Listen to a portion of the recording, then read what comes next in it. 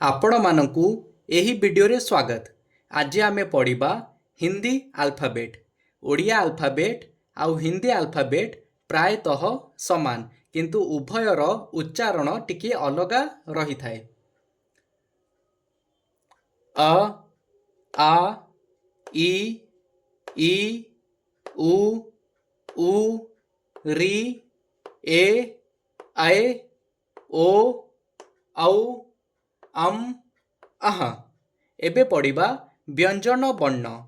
କ, ଖ, ଗ, ଘ, ଅଂ, ଚ, ଛ, ଜ, ଝ, ୟ, ଟ, ଠ, ଡ, ଢ, ଣ, ତ, ଥ, ଦ, ଧ, ନ, ପ, ଫ, ବ, ଭ, ମ, ଜ, ର, ଲ, ୱ, ସ,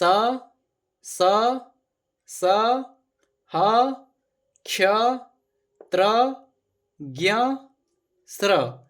କେତେଗୁଡ଼ିକ କଥା ଆମକୁ ଧ୍ୟାନ ଦେବାକୁ ହବ। ଯେପରି ଓଡ଼ିଆରେ ଦୁଇଟି ରୁ ଥାଏ, କିନ୍ତୁ ହିନ୍ଦୀରେ ମାତ୍ର ଗୋଟିଏ ହିଁ ରୁ ଥାଏ। ଆଉ ଆମେ ଯେପରି ଓଡ଼ିଆରେ ଜ, ୟ ଉଭୟକୁ ଅଲଗା ଅଲଗା ବ୍ୟବହାର କରୁ, କିନ୍ତୁ ହିନ୍ଦୀରେ କେବଳ ଗୋଟିଏ ହିଁ ଅକ୍ଷର ବ୍ୟବହୃତ ହୋଇଥାଏ।